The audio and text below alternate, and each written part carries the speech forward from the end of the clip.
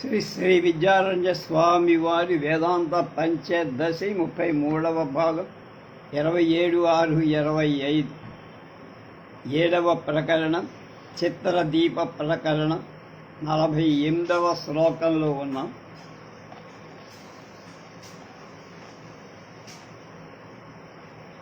అపరోక్ష జ్ఞాన శోక నివృత్యాఖ్యే ఉభే ఇమే అవస్థే జీవగే బ్రూత ఆత్మానం చేదితి శృతి. ఆత్మానం చేత్ ఆత్మస్వరూపాన్ని తెలుసుకోవటం ఎలా అని ఇది అనేటువంటి శృతి మంత్రం అపరోక్ష జ్ఞాన శోక నివృత్తాఖ్యే.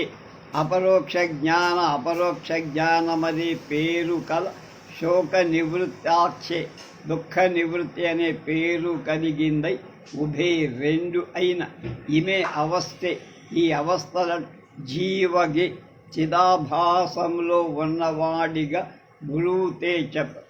ఆత్మానం చేద్విజానీయ దయత్మస్మీతి పురుష కిమిచ్చన్ కస్య కామాయ శరీరమనుసంజ్వరేతనే మంత్రంలో చిదాభాసుడని ఉన్న అవస్థా సప్తకాలలు అపరోక్ష జ్ఞాన శోక నివృత్తులని రెండంతస్తులు నాయని చెప్పటం ప్రవర్తించబడింది. కావున ఈ ఏడవస్థలను నిరూపించుట ఈ శృతి తాత్పర్య నిరూపణానికి అవసరమవటం చేత ఇది ప్రస్తుతాంశానికి ఉపయోగించేదే అని చెప్పారు. అయమిచ్చ పరోక్షత్వా ముక్తం తద్విధం భవేత్ విషయస్వప్రకాశత్వాధ్యాప్యేవం తరీక్షణాత్. స్వప్రకాశత్వాత్ విషయ తన విషయం, స్వప్రకాశత్వా స్వయంగా ప్రకాశించటం వలన, ధియా బుద్ధి చేత ఏవం ఈ విధంగా స్వప్రకాశ స్వరూపంగా తరీక్షణాద ఆత్మను తెలుసుకోవటం వల్ల తత్ ఆ అపరోక్షత్వం ద్వివిధం రెండు విధాలుగా భవేత్ అవుతా. 21వ శ్లోకంలో అయం అనే పదానికి చెప్పబడిన అపరోక్షత్వం రెండు విధాలు కలది. తాను స్వయంగా ప్రకాశించటం చేత అపరోక్ష జ్ఞానుడవుతాడు. తర్వాత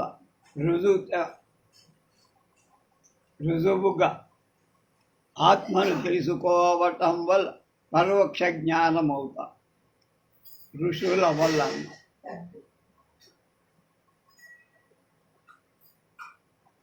పరోక్ష జ్ఞాన కాలేపి విషయస్వప్రకాశత సమా బ్రహ్మస్వప్రకాశమస్తేచ్ఛేనం విబోధనాత్.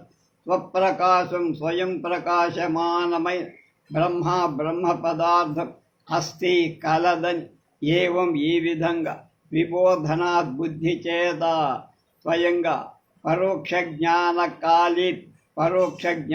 కాలంలో కూడా స్వప్రకాశ ఆత్మను స్వయం ప్రకాశత్వం సమానంగా బ్రహ్మం ఉన్నదని పరోక్ష జ్ఞానం కలవాడు బుద్ధి చేత ఈ విధంగా తెలుసుకోడు. బ్రహ్మాని స్వప్రకాశత్వం అపరోక్ష జ్ఞాన సమయంలో ఉన్నట్టు పరోక్ష జ్ఞాన కాలంలో కూడా తురీయంలో అవుతారు. అహం బ్రహ్మేచ్చ మల్లుల్లిఖ్య బ్రహ్మాంతిచ్చేవముల్లిఖేత్ పరోక్ష జ్ఞానమేతన్న భ్రాంతం బాధానిరూపణం. అహం నేను బ్రహ్మేతి బ్రహ్మం అని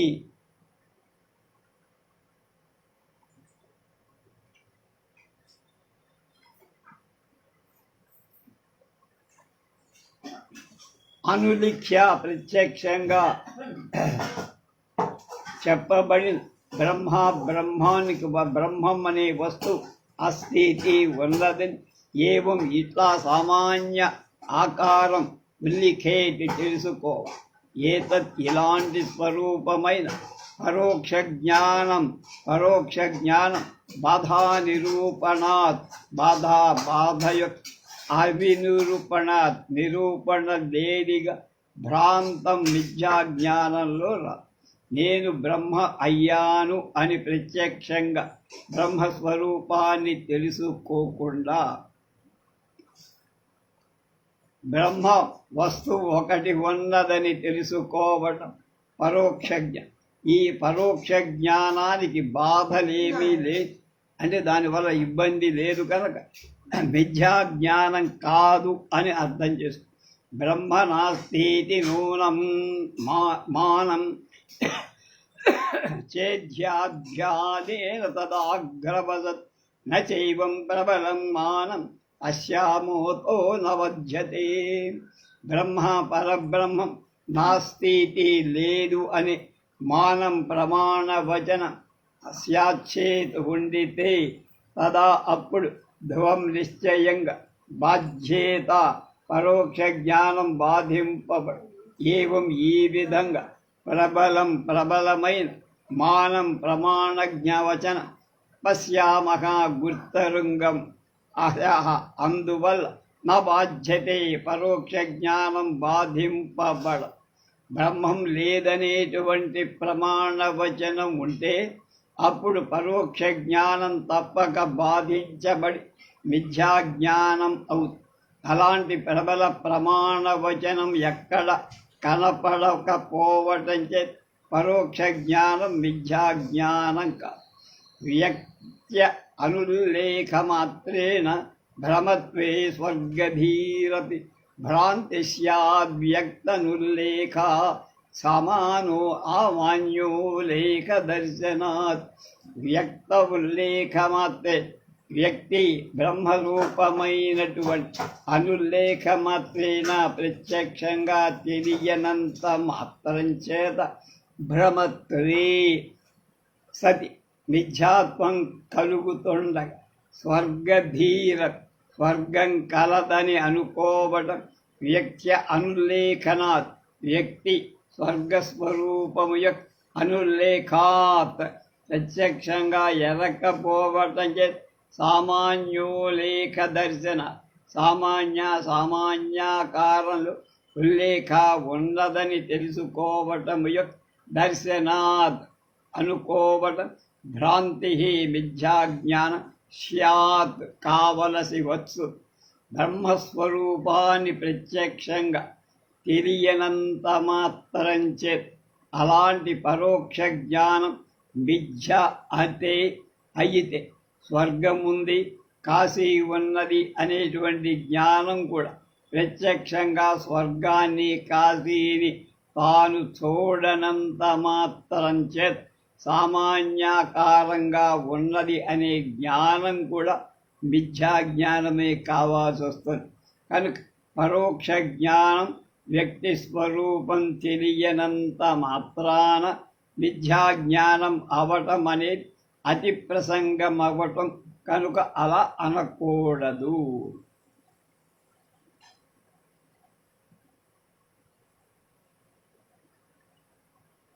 బ్రహ్మ ఉన్నదని పరోక్ష జ్ఞానం కలవాడు బుద్ధిని ఈ విధంగా తెలుసుకొని బ్రహ్మానికి స్వప్రకాశత్వం అపరోక్ష జ్ఞాన సమయంలో ఉన్నట్టు పరోక్ష జ్ఞాన కాలంలో కూడా ఉంది. అహం బ్రహ్మేచ్చనుల్లిఖ్య బ్రహ్మస్థిత్యేవ ముల్లికేత్ పరోక్ష జ్ఞానమేతన్న భ్రాంతం బాధానిరూపణ.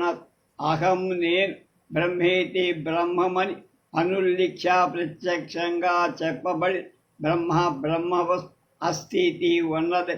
ఏవం ఈ విధంగా సామాన్యాకారం ఉల్లిఖే తెలుసుకోడు.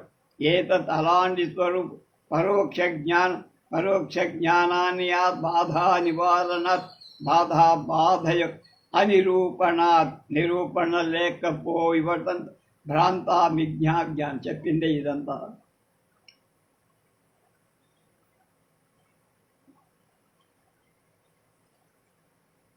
అహం బ్రహ్మేచ్చనుల్లిఖ్య బ్రహ్మస్థిత్యేవ ముల్లిఖేత్ అపరోక్ష జ్ఞానమేతన్న భ్రాంతం బధానిరూపణ. అహం నేను బ్రహ్మేతి బ్రహ్మ అనుల్లిఖ్య ప్రత్యక్షంగా ఇది కూడా అయిపోయి.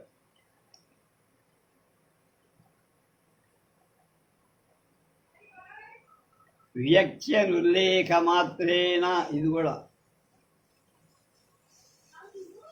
ఆత్మా బ్రహ్మేతి వాక్యార్థే నిర్దేశేన విచారితే వక్తిరుల్లిఖ్యతే యద్వ దశమస్తత్వమసీమత్వం ఆత్మా ప్రత్యేగాత్మ బ్రహ్మేతి బ్రహ్మమవుతాడని వాక్యార్థే మహావాక్యము యొక్క నిశ్శేషేణ పూర్తిగా విచారితే సతి విచారింపబడగ దశమహా 10 అయిన వాడు త్వం నీవు అసీతి అవుతున్నాడనేటువంటి అత ఈ వాక్యం వల్ల యద్వత్ ఏ విధంగా పదవవాడు తానే అయినట్లుగా ప్రత్యక్ష జ్ఞానం కలుగుతుందో వ్యక్తి ఆ స్వరూపాన్ని తానే ఉల్లిఖ్యతే చెప్పబడు. ఇవన్నీ జరిగిపోయినది.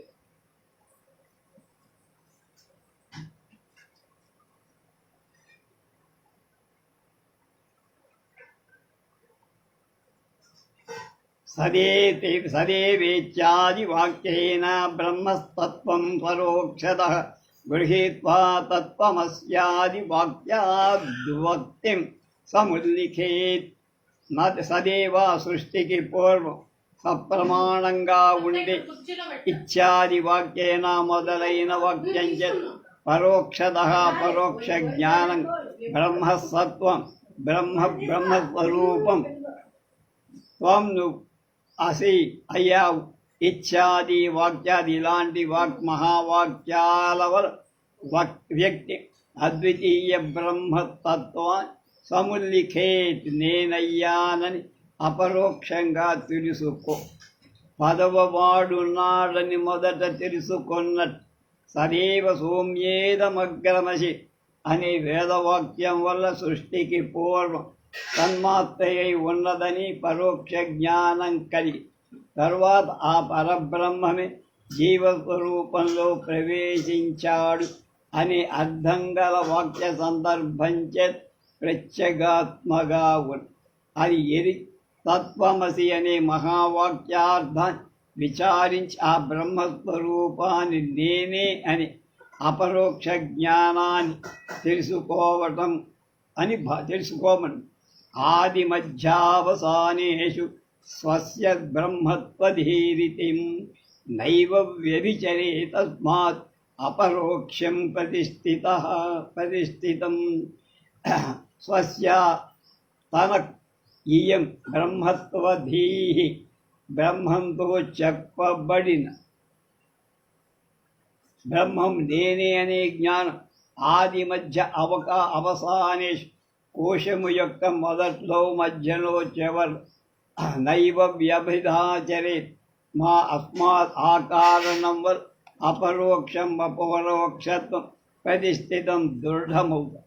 ఈ ముముక్షువుకు విచారరహిత సహితమైన మహావాక్యాల వల్ల కలిగిన నేను బ్రహ్మనయ్యా అనే జ్ఞానం పంచకోశాల యొక్క ఆది మధ్యాంతాలలో వ్యాపించి ఉన్న నిద్ర లెక్కించేటువంటి 9 మందిని లెక్కించిన వాడి 13వాడిని నేను అనే బుద్ధి మారని విధంగా అందువల్ల అపరోక్ష జ్ఞానం స్థిరంగా నిలుస్తోందని. జన్మాది కారణత్వాక్షలక్షణేన భృగు పురా సారోక్షేణ బృహయిత్వా అధ విచారాద్వ్యక్తమైక్షత. పూర్వకాలంలో భృగు మహర్షి జన్మాది కారణతాలక్షణేన జన్మాది ఉత్పత్తి స్థితి లయాల కారణత్వాఖ్య కారణం అవటమని అవలక్షణేన స్వరూపం గల వాక్యం చేత పరోక్షంగా గ్రహించి అధా తర్వాత విచారాత్ పంచకోశ విచారణవత్ వ్యక్తి స్వరూపాన్ని ఐక్షత తెలుసుకొని క్షత పూర్వం వరుణుడి కుమారుడైన భృగు మహర్షి యతో వా ఇమాని భూతాని జాయంతే ఏన జాతాని జీవయత్ ప్రయంచ అభివింశ తద్విజ్ఞానత్వ అనే వాక్యంలో వినబడిన జగత్కారణమైన బ్రహ్మాన్ని పరోక్ష జ్ఞానం చేత తెలుసుకొని ఆ తర్వాత అన్నమయ ప్రాణమయ మనోమయ విజ్ఞానమయ ఆనందమయ కోశాలని పంచకోశాలను ఒక్కొక్క దానిని విచారించి ఈ కోశాల కంటే విలక్షణమైన ప్రత్యేగాత్మ స్వరూపాన్ని బ్రహ్మ అని తెలుసుకున్నట్లుగా తైత్తిరీయ శృతి వలన అర్థము. యద్యపి త్వమసీత్యత్ర వాక్యం నో చేద్భృగోపి తాన్ యథాప్యన్నం ప్రాణమిది విచార్య స్థలముక్తవాన్ యజ్జతి విచారింపగా. అత్ర ఈ తైత్తిరీయ శృతిలో భృగు మహర్షి యొక్క పితా తండ్రి అయిన వరుణుడు త్వం నువ్వు అపి ఆ బ్రహ్మవయ్యావు ఇది అనేటువంటి వాక్యాన్ని నోచేత చెప్పలేదని అంటావా? తథాపి అలా చెప్పకపోయిన అన్నం అన్నమయ కోశం, ప్రాణమితే ప్రాణమయ కోశమని విచార్య స్థల విచారణ చేయదగిన స్థలం ప్రత్యేక స్థల ప్రదేశాన్ని ఉక్తవాన్ చెప్పినట్టు విచారించగా వరుణుడు తన కుమారుడైన భృగు మహర్షికి నువ్వు బ్రహ్మవయ్యావు అని చెప్పలేదంటావా? అలా చెప్పకపోతే అన్నమయమని ప్రాణమయమని విజ్ఞానమయమని ఆనందమయమని పంచకోశాలను తెలిపే వాక్యాలచే ఆత్మను తెలుసుకోవటం విచారింప తగిన దారి చెప్పాడు. అన్న ప్రాణాది కోశేషు సువిచార్య పునః ఆనంద వ్యక్తిమీక్షిత్వా బ్రహ్మ లక్ష్యాప్యయూయుజ్యత్. పునః మాటి అన్న ప్రాణాది కోశేషు అన్నమయ ప్రాణమయాది కోశాలలో సువిచార్య ఆత్మను బాగా విచారి ఆనంద వ్యక్తి ఆత్మ యొక్క ఆనంద స్వరూపాన్ని ఈక్షిత్వా తెలుసుకొని బ్రహ్మ పరబ్రహ్మయవు లక్ష్యాపి లక్షణాన్ని ఆయూయుజత్ ఆ ప్రత్యేగాత్మ అందులోనే చేర్చ.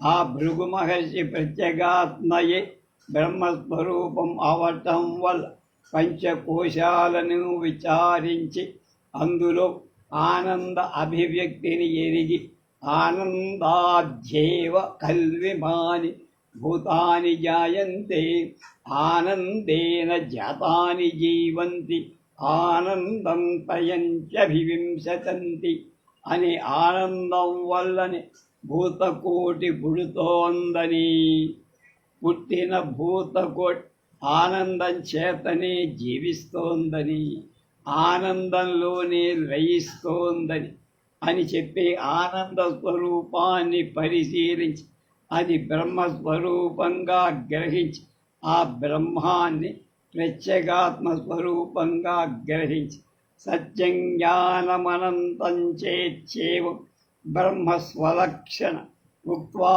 గుహాహితత్వేన కోశే శ్వేతత్ప్రదర్శితం. సత్యం సత్యత్వాన్ జ్ఞానం చిద్రూపత్వాన్ అనంతం చ అనంతత్వాన్ బ్రహ్మస్వలక్షణ బ్రహ్మ యొక్క స్వరూప లక్షణం ఇచ్చేవం అని ఈ ప్రకారం ఉక్త్వా చెప్పి గుహాహిత్వేన పంచకోశ రూపమైన గుహలో ఉండటంచే కోశేషు పంచకోశాలలో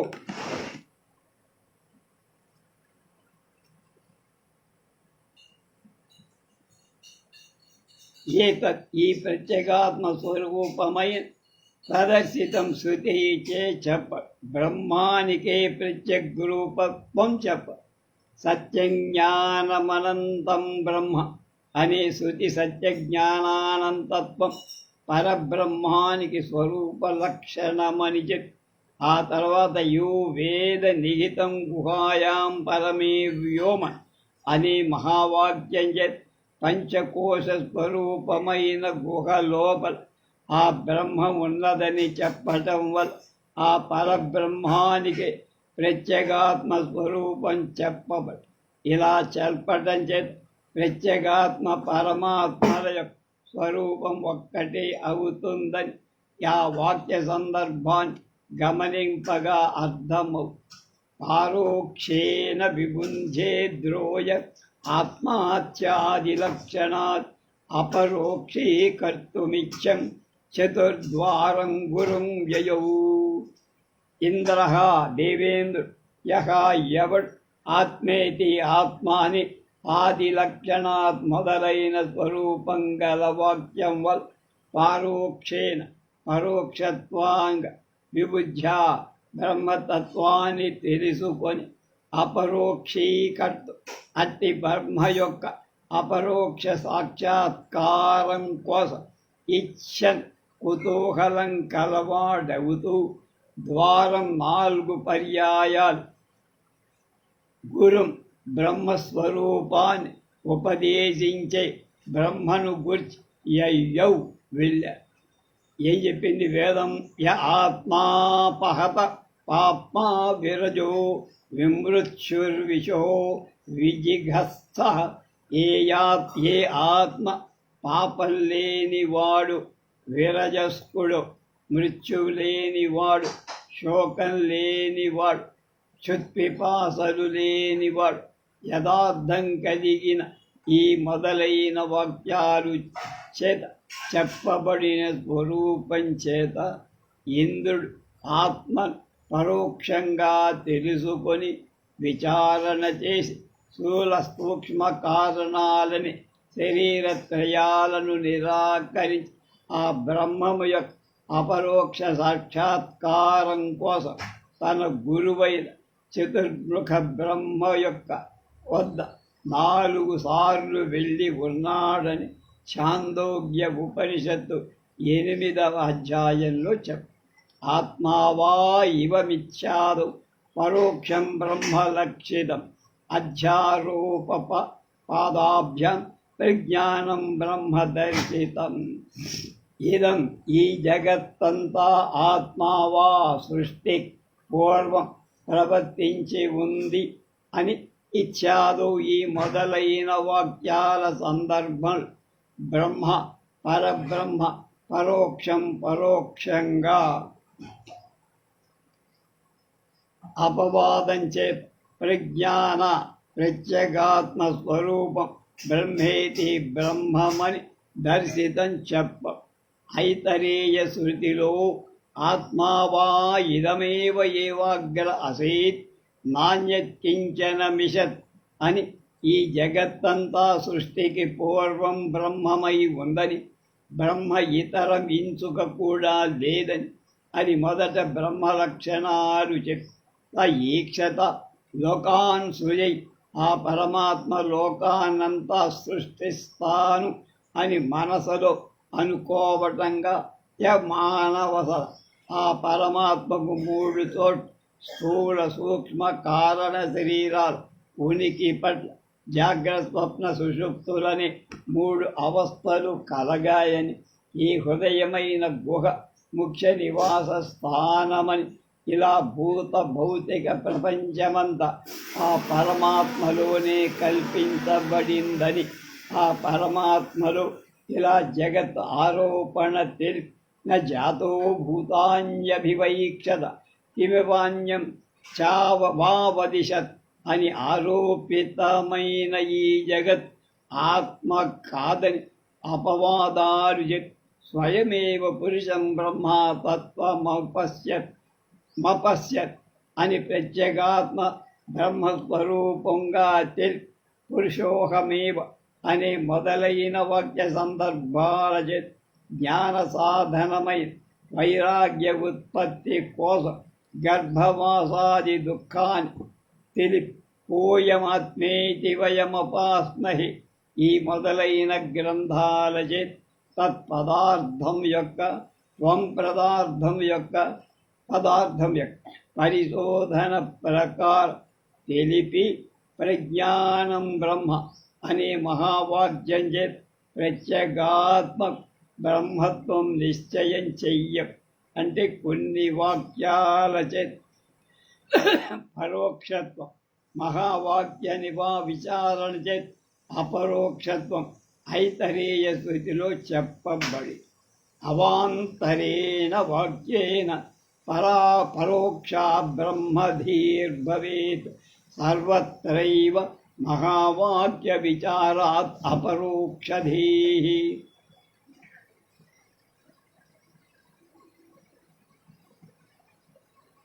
య ఆత్మా పహదవాత్మా విరజో విమృత్యుర్విశోకే విజిగత్స.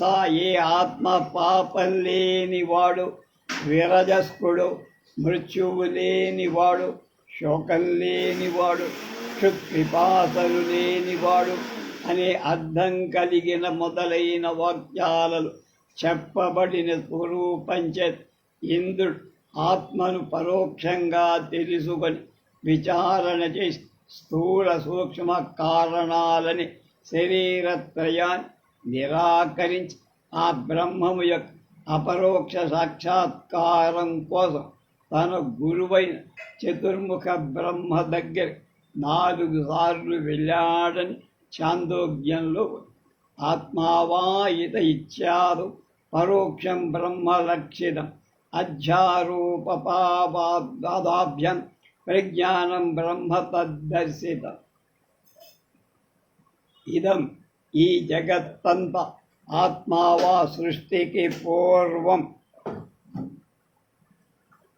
బ్రహ్మయై ఉంది అని ఇచ్చాదో ఈ మొదలైన వాక్య సందర్భంలో బ్రహ్మ పరబ్రహ్మం పరోక్షం పరోక్షంగా లక్షితం చెప్పబడి అధ్యారోపవాదాభ్య అధ్యారూపం చేత్ అపవాదం చేత్ ప్రజ్ఞాంచ ప్రత్యేగాత్మ స్వరూపం బ్రహ్మేతి బ్రహ్మమని దర్శితం చెప్ప ఐతరేయ శృతిలో ఆత్మావా ఇదమేకమేవాగ్రాసీత్ నాణ్యత్ కించన మిషత్. ఈ జగత్తంతా సృష్టికి పూర్వం బ్రహ్మేతరం ఏం లేదు. అదే రిపీట్ అవుతుంది.